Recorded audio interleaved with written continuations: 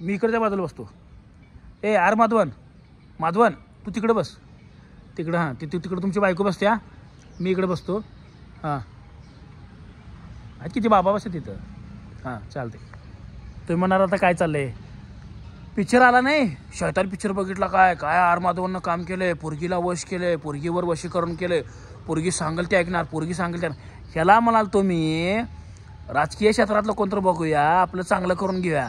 म्हणजे कसं राजकीय क्षेत्रातल्या काय एखाद्या माणसाला आपण जर आपण म्हटलं वशीकरण केलं तर लाईटचं काम, पाण्याचं काम, तुम्हाला सांगतो गटरीचं काम, रस्त्याचं काम, शाळेची कामं, सह्या कुठं राहिल्या असतील तर त्यांच्या सहीमुळे काम राहते. म्हणून ते राजकीय क्षेत्रातलं कोणाला उचलूया म्हणालतो आणि त्याच्याकडनं प्रगती करून घ्यायचं म्हणालतो. गावाची, राज्याची, देशाची ह्यासाठी वशीकरण शिक म्हणालतो त्याला चांगल्यासाठी. हे मला बायकांच्या वशीकरण बायकांच्या नुसतं पुरी गोळा करायला लागला येऊ. अरे काय बचत गटात अध्यक्ष होऊन राहायचं मी म्हटलं. हां बरं शिकवणारा बी किती छान लावडायचं. आम्हाला म्हणणार संध्याकाळी मला कटाळा आला आणि 7ला म्हणजे ह्याला घेऊन बसायचा. बरं आमची बायको किती चांगली. आमच्या बायकून काय म्हणली असेल मी वशीकरण का शिकणार माहिती काय बचत गटाच्या साहेबाला वश करणार आहे म्हणली. मी 2 लाखाचं मंजूर करायचं आणि 75,000च फेडायचं. 2 लाखाचं घ्यायचं आणि 75,000 फेडायचं. बरं विक्या वशीकरण करायचं काय म्हणला त्याला दूध आवडतं व्याख्याला. व्याख्या काय म्हणला आपण दूध घालायला किसण्या नाही किसण्यालाच वशीकरण करायचं म्हणला. 7-8 लिटर दूध घ्यायचं आणि म्हणला 2 मापाचंच भागवायचं. हे असं चांगलं वशीकरण कर म्हणालो याला. ह्यो बायकासनी हे पोरीसनी वशीकरण काय केलं. बरं आमच्यावर काढा की आम्ही वशीकरण करून गावातल्या प्रगती वगैरे. मी 8-10 दिवसात म्हटलं त्याला राजकीय क्षेत्रातला कोणतं माणूस म्हटलं आता कसं झालंय 25 वर्ष 30 वर्ष 50 वर्ष 12 वर्ष एकनिष्ठ पक्षासंघ असणारी माणसं बघा काय करा तरी दुसऱ्या पक्षात चालल्यात. पक्ष बदला लागल्यात पटाटा. कोण इकडं कार्यकर्त्यासनी कोणाला काय कळण झालंय. कुणासंग राहायचं कुठं जायचं काय करायचं कोण येईल कुणाला येईल कसा येईल ह्यो उभारणार आहे त्यो उभारणार आहे. आता ह्यो ह्याला जड जाणार आहे. मी म्हणतो कोण कोणाला जड जाऊन दे तर हलकं जाऊन दे. आपण एखादा राजकीय नेता म्हणलं कार्यकर्ता कोणतं उचलायचा वशिंग करायचं की नाही सुट्टी द्यायची नाही.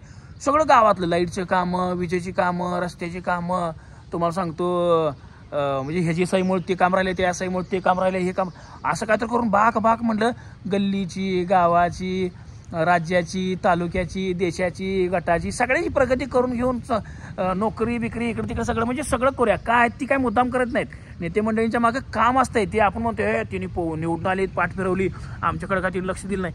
तिने लक्ष द्यावं म्हणून आपण वशीकरण करूया म्हटलं. आपण म्हणून त्यांनी कामं केलेत आपण बी त्यांच्याकडे जात नाही तिने बी आपल्याला विचारत नाही. त्यांनी काय विचारत नाही म्हणजे त्यांचं लक्ष असते पण त्यांना कुठं म्हणून लक्ष देणार.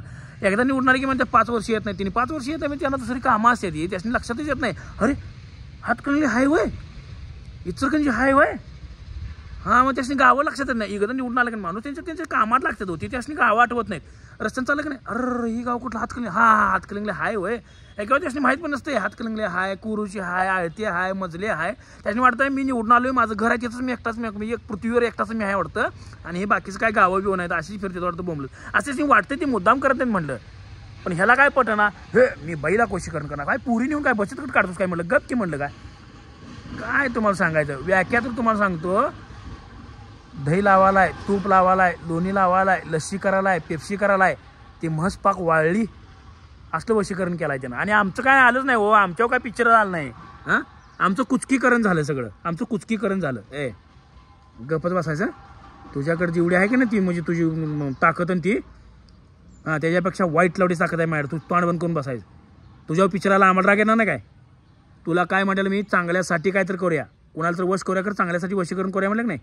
हां मग